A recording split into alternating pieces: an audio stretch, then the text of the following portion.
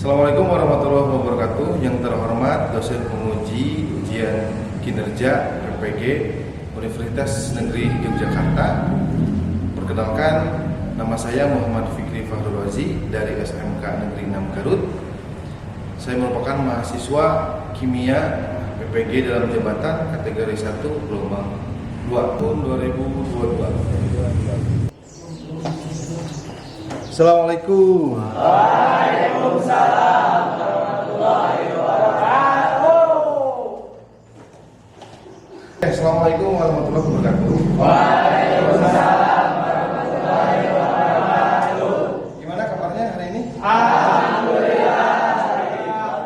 Alhamdulillah sehat semua ya? Sehat. Jadi memang kesehatan itu penting. Karena penting sehingga harus dijaga. Makannya harus dijaga. Kemudian pola tidur, benar, pola tidur. Terus waktu main dan waktu belajar pun itu harus dijaga. Jangan belajar terus, jangan main terus. Tapi harus seimbang. Karena kehidupan itu harus seimbang. Oke, sebelum mulai pembelajaran, silakan ketua kelasnya untuk memimpin doa. Ya, silakan. Duduk siap, gerak. Sebelum belajar, alangkah baiknya kita berdoa terlebih baik dahulu. Berdoa mulai.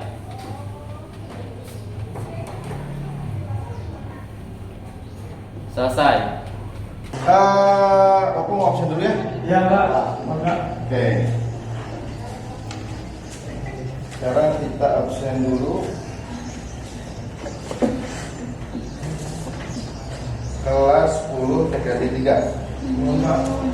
Akmal Musyafa. Hadir, Pak. Aldi Pranata. Hadir. Alicia Febrianti Madinah. Alifia Zahra. Alvinda Isma Nabila. Bayu Saputra. Hadir. Devan Abizi. Hadir. Dian Permana. Reni Novita. Indah Citra Lestari. Hadir. Jadi hari ini hadir semua. Hadir. Mudah-mudahan kondisi seperti ini bisa terus dipertahankan. Amin.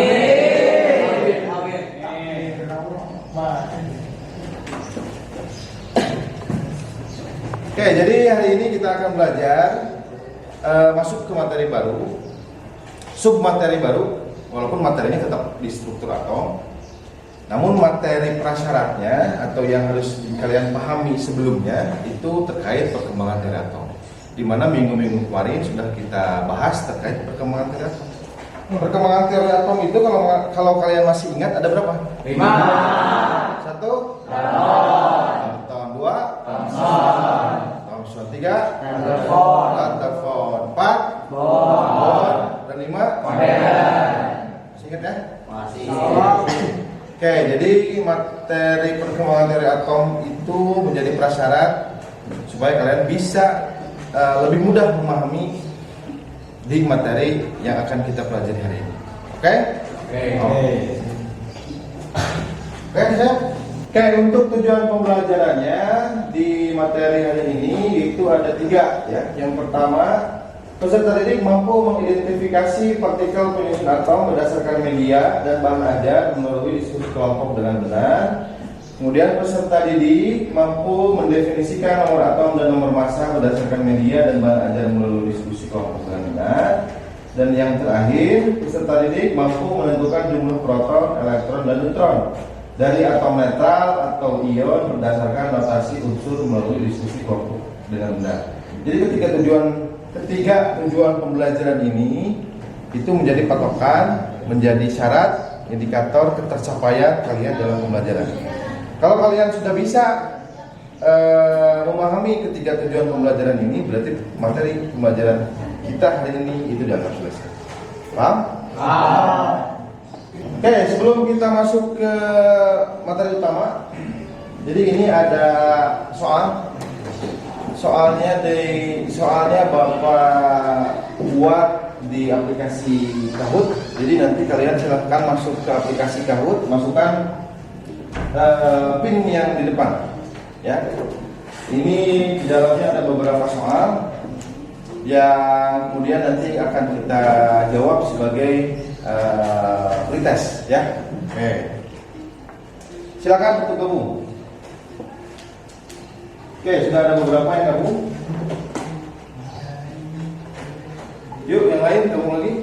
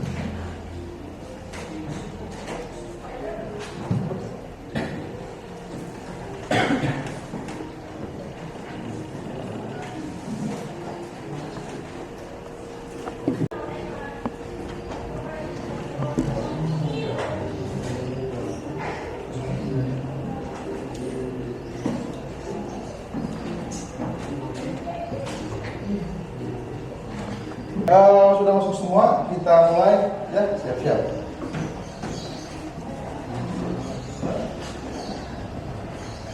Soal nomor 1, tes materi vertikal penyusun atom.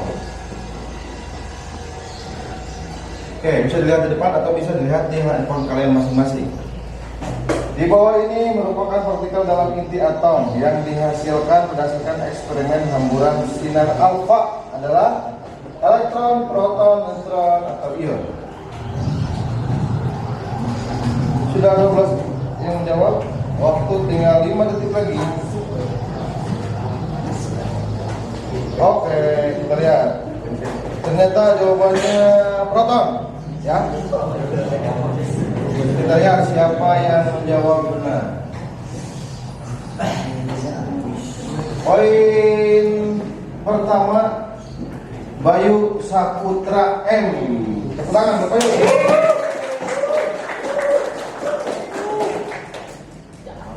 Next, soal yang kedua. Ini bentuk soalnya benar atau salah? Menurut Niels Bohr, atom adalah unit terkecil penyusun materi. Benar atau salah? Niels Bohr itu di perkembangan teori atom itu yang kelima. Ya, isinya apa tuh? Apakah unit terkecil penyusun materi? Ternyata jawabannya salah, ya. Karena yang menyatakan unit terkecil penyusun materi itu Dalton. Yang perkembangan teori atom yang pertama. Kita lihat siapa yang skor tertinggi. Ternyata berubah. Sekarang Nazar Fadilah. Mana Nazar Fadilah? Tepuk tangan.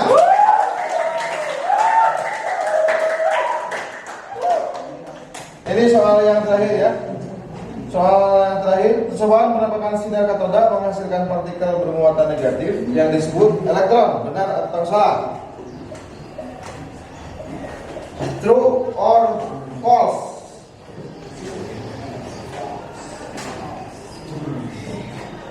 Kita lihat jawabannya ternyata true, ya. Oke, sekarang kita lihat siapa pemuncak klasemen.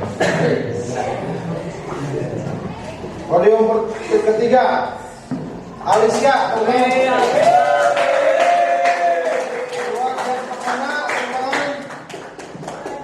Yang pertama,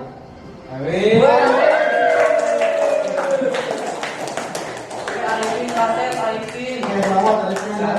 I love you. Selamat Arifin mendapatkan voucher gratis ongkir. Kejar kurban. Oke, jadi selanjutnya kita sekarang masuk ke materi pertama. Tapi sebelumnya Bapak ingin kalian dibagi kelompok. Di sini ada 28 orang. Boleh dibagi 10 kelompok, ya. Untuk pembagian kelompok silakan dimulai. Oke, sudah dimulai kelompok sudah? Kelompok yang pertama mana? Ini kelompok kedua, 3, 4, 5, 6, 7. Oke. Tiap kelompok Bapak kasih lembar kerja ya.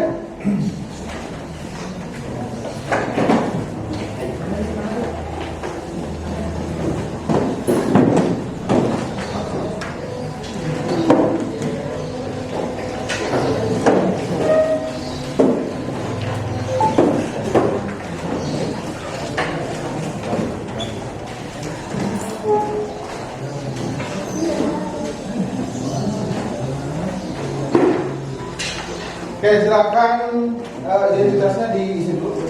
Hari, tanggal, kelas, kemudian kelompok berapa dan anggotanya. Yuk diisi dulu.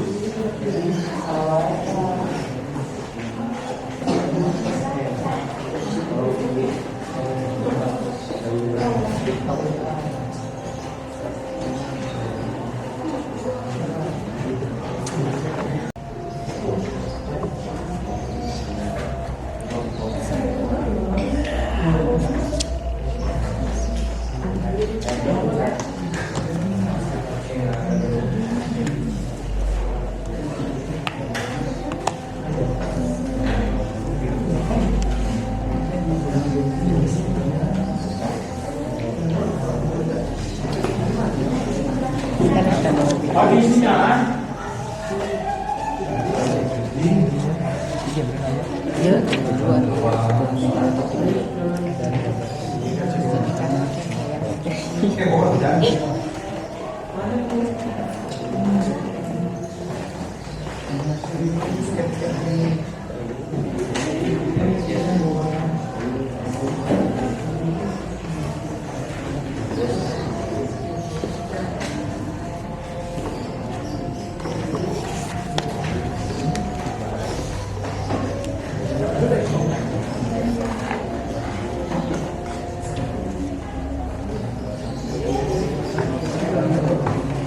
Oke, setelah diisi identitasnya, terus kemudian silakan dibuka halaman yang kedua.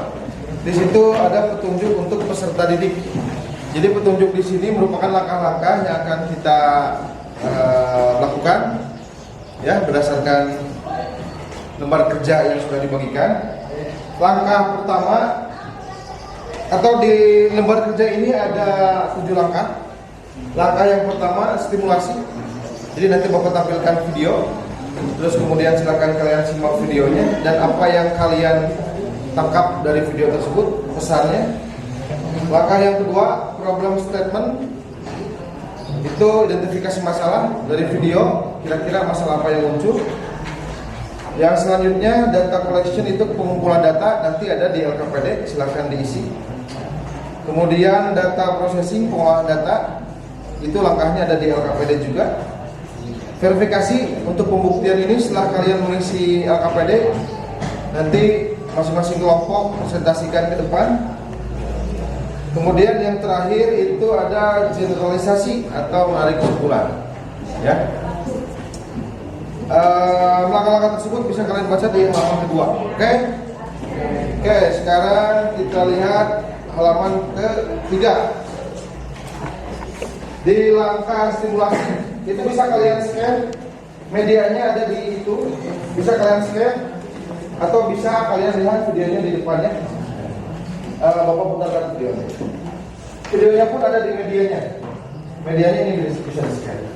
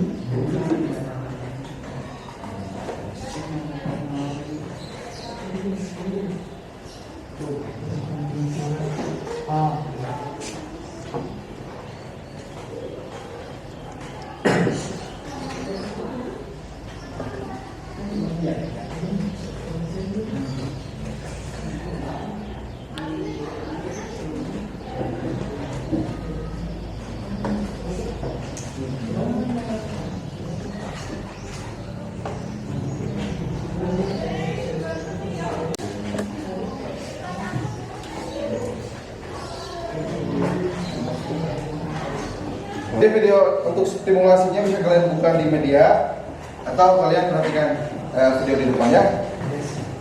Oke.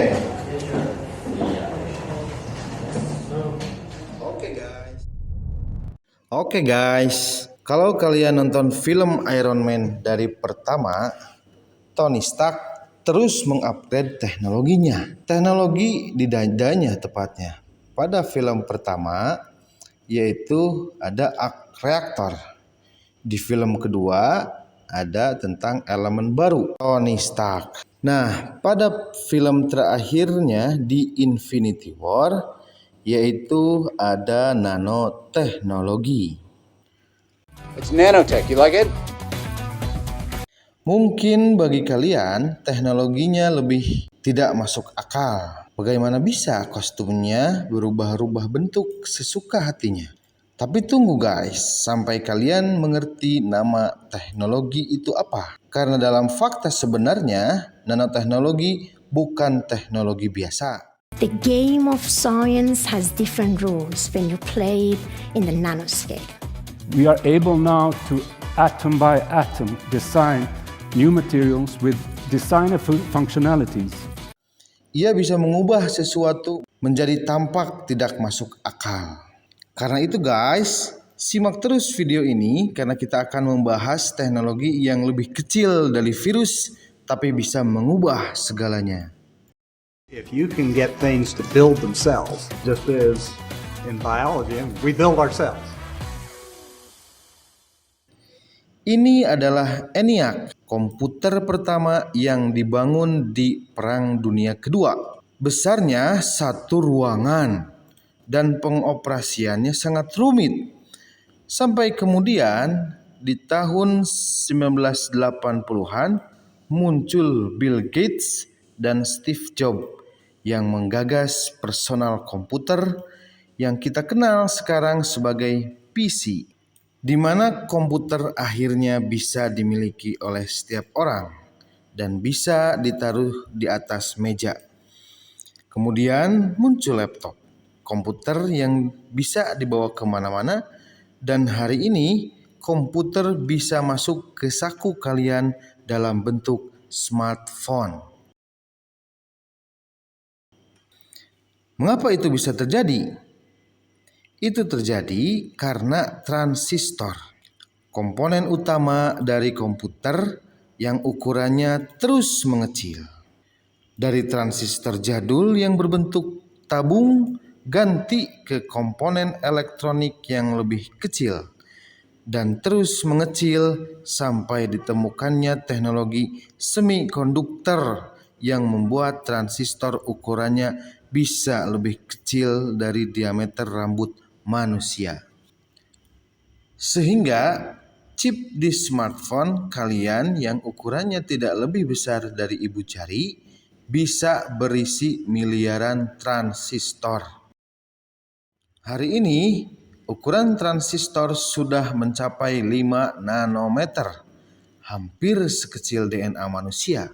DNA manusia diameternya 2 nanometer, seperti pada chip A14 milik iPhone 12. We're talking about a scale so small that the dimensions of these 5-nanometer transistors are measured in atoms. This means we were able to pack 11.8 billion transistors into A14. Nah guys, inilah salah satu bentuk nanoteknologi. Teknologi berukuran atom. Seperti yang telah kalian pelajari di materi sebelumnya, bahwa atom itu merupakan unit terkecil dari suatu materi. Tetapi ternyata penelitian lebih lanjut menemukan bahwa atom mempunyai bagian-bagiannya juga. Nggak kebayang seberapa kecilnya itu. Nah, apakah bagian-bagian dari atom tersebut? Mari kita belajar pada submateri terkait partikel penyusun atom. Oke, ini kan pesan yang bisa kalian tangkap dari video tersebut apa? Sejarah komputer, Pak. Oke, sejarah komputer. Yang lain? Perkembangan komputer, Pak. Perkembangan komputer gimana? Dari yang komputernya besar sampai bisa disatukan. Oke, bisa disahuan atau bisa masuk ke satu sarana kita. Dalam bentuk apa tuh? Smartphone. Ya. Oke, jadi itu pesannya. Kemudian kira-kira ada pertanyaan nggak berdasarkan video yang sudah kalian perhatikan barusan? Oke, pertanyaan bagus. Ada pertanyaan lain? Oke, pertanyaan yang bagus. Jadi pertanyaan pertama itu kaitan antara sejarah komputer dengan materi kita hari ini. Kemudian pertanyaan kedua, apakah ada bentuk yang lebih kecil dari atom gitu ya? Pertanyaan itu bisa kita jawab dengan cara silakan kalian kerjakan dulu LKPD yang sudah Bapak bagikan. Nanti di akhir kita jawab pertanyaan. Oke? Silakan.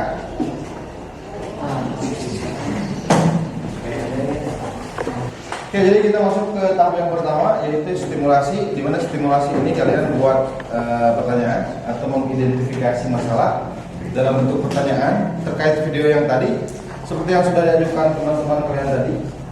Misal terkait sejarah komputer kaitannya dengan materi kita apa, terus kemudian apakah ada yang lebih kecil dari atom, silakan kalian tulis di situ, atau ada pertanyaan lain boleh dituliskan. Ya, Bapak kasih waktu 5 menit. Silakan dimulai. Ya, contoh kayak ini kita.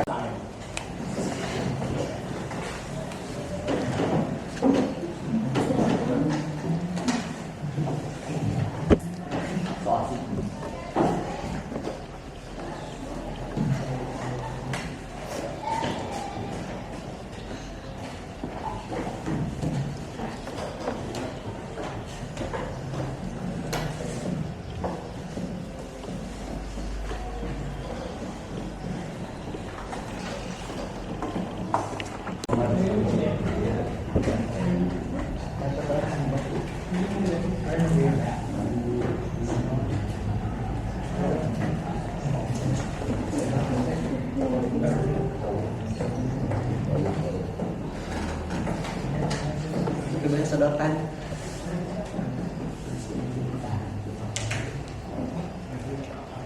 Oke, jadi tahap stimulasi sudah, kita masuk ke tahap yang selanjutnya, yaitu identifikasi masalah. Identifikasi masalah sebenarnya memang bisa digabungkan dengan tahap stimulasi yang membuat pertanyaan tadi, ya. Setelah identifikasi masalah, kita masuk ke tahap selanjutnya, yaitu pengumpulan data. Nah, pengumpulan data ini silakan kalian kerjakan sesuai dengan langkah yang ada di LKPD. Kemudian untuk sumber informasinya, silakan kalian boleh buka buku modul ataupun media pembelajaran yang sudah disediakan yang tadi di-scan ya. Bapak kasih waktu 25 menit. Silakan dimulai.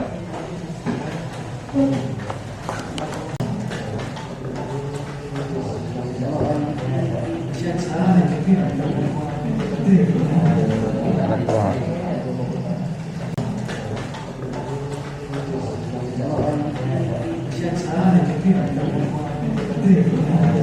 Elektron.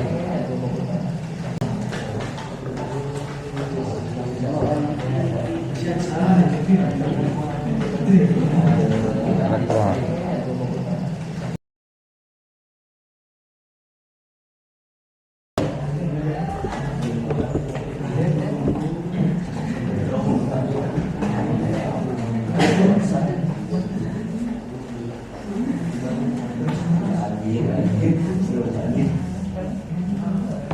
Muatannya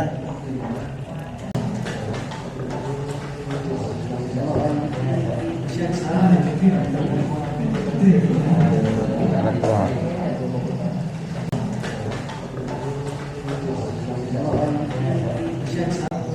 Stop. Suaranya di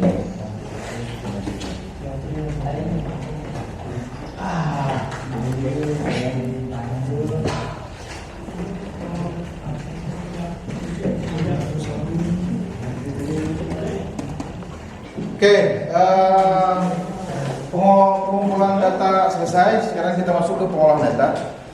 Pengolahan data itu ada di LKS bagian selanjutnya. Bapak kasih waktu 10 menit ya, silakan dimulai.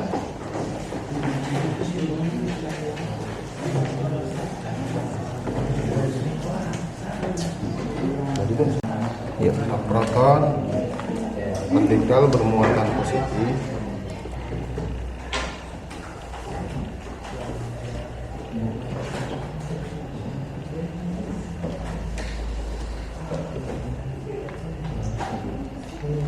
Elektron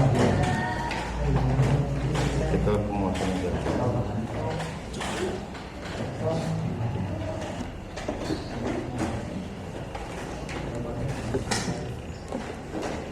Oke, cukup dulu.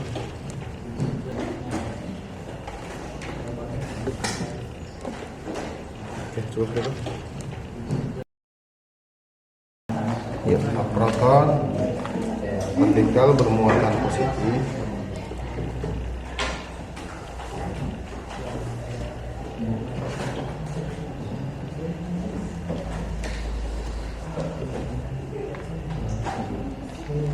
Elektron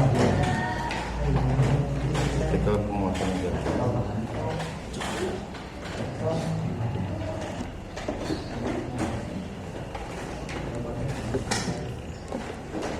Oke, cukup dulu.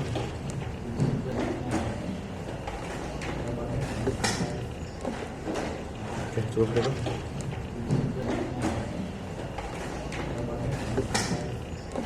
Oke, pengolahan data sudah beres semua ya? Sudah beres? Sekarang kita masuk ke langkah selanjutnya, langkah terakhir. Itu ada verifikasi dan ada generalisasi. Untuk verifikasi ini pembuktian. Jadi Bapak minta tiap kelompok itu untuk mempresentasikan hasil pengerjaan LKPD-nya. Ya. Juga nanti silakan tiap-tiap kelompok menjelaskan terkait kesimpulan. Untuk dua proses ini Bapak beri waktu 10 menit ya, silakan. Kelompok mana dulu yang mau tampil? Kelompok 4 ya? Kelompok 7. Kelompok 7. Silakan kelompok 7. Saya dari kelompok 7 ingin mempresentasikan hasil pengerjaan saya. Komputer kaitan dengan partikel atom, yaitu terkait materi penyusun transistor yang berskala nano, berhubungan dengan partikel penyusun atom diantaranya proton, elektron, dan neutron. Assalamualaikum warahmatullahi wabarakatuh. Kami dari kelompok 1 ingin mempresentasikan pengerjaan hasil kami. Materi yang lebih kecil dari atom yaitu proton, elektron, dan neutron yang merupakan bagian dari atom. Saya dari kelompok 3 akan memberikan kesimpulan yaitu partikel penyusun atom diantaranya proton bermuatan positif 1, elektron bermuatan negatif 1, dan neutron bermuatan netral. Sekian dari kelompok saya. Wassalamualaikum warahmatullahi wabarakatuh. Waalaikumsalam warahmatullahi wabarakatuh. Oke,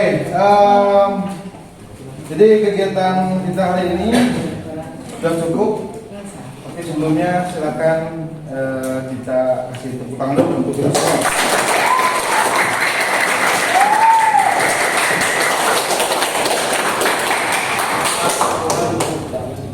Kapal yang sudah dikerjakan silakan dikumpulkan ke depan.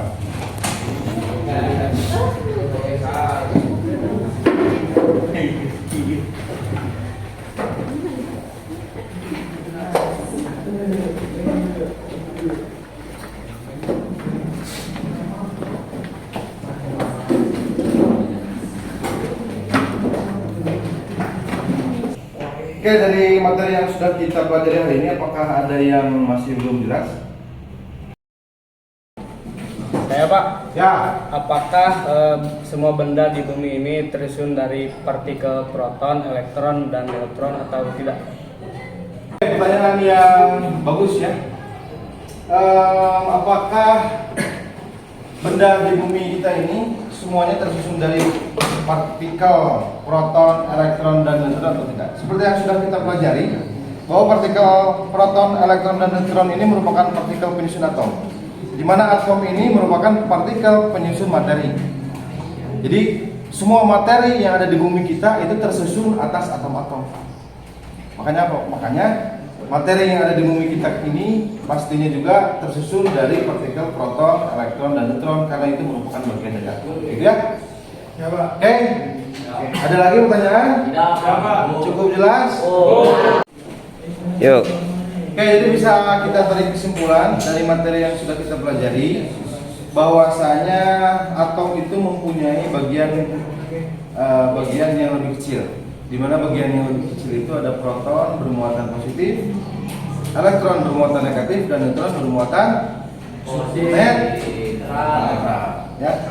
Kemudian nomor atom dan nomor massa dilihat dari kartu dilihat dari kartu notasi unsur yang tadi, di mana nomor atom itu yang posisi atau letaknya ada di sebelah kiri bawah, nomor massa itu yang sebelah kiri atas.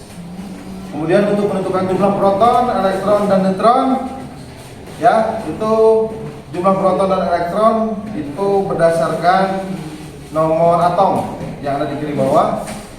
Kemudian untuk jumlah neutron itu tinggal dikurangi nomor massa dan nomor atom, itu jumlah neutron. Ya, oke. Saya kira kalau tidak ada pertanyaan yang lain, sebelum kita tutup dengan berdoa, silahkan kalian kerjakan dulu post test pembelajaran hari ini, supaya nanti Bapak bisa nilai apakah ketercapaian pembelajaran ini sudah sesuai harapan atau belum. Ya, post testnya melalui quiz. Oke, silakan.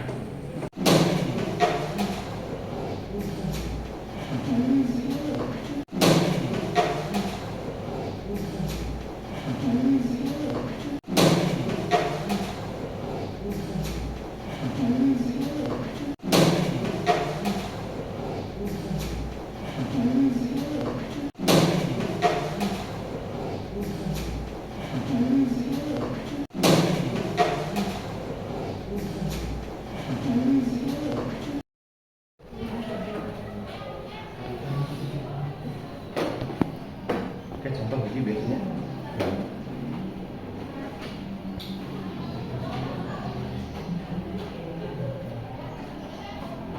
Oke, silakan kalian masuk ke Quizzes sama seperti Kahoot tadi, kemudian masukkan kode yang ada di depan. Masukkan kode Kahoot.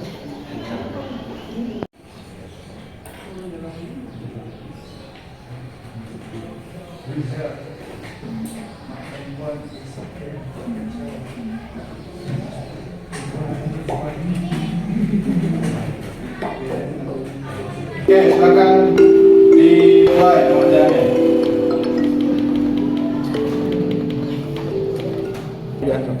Langsung kita.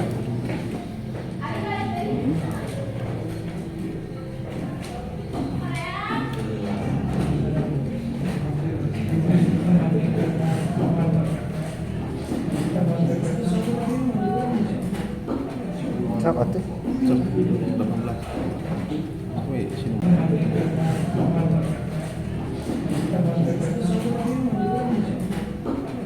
Sok atuh. 18. Wih, sini.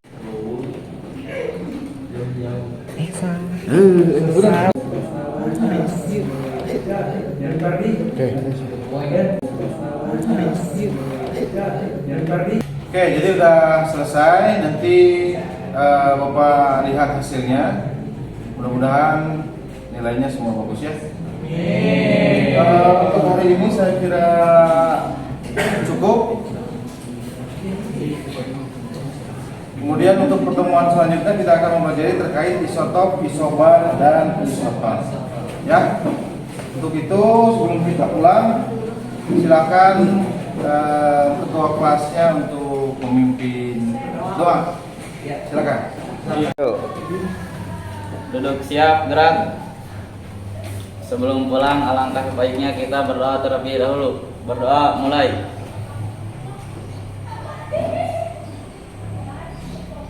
Selesai. Yuk, hati-hati, hati-hati, hati-hati.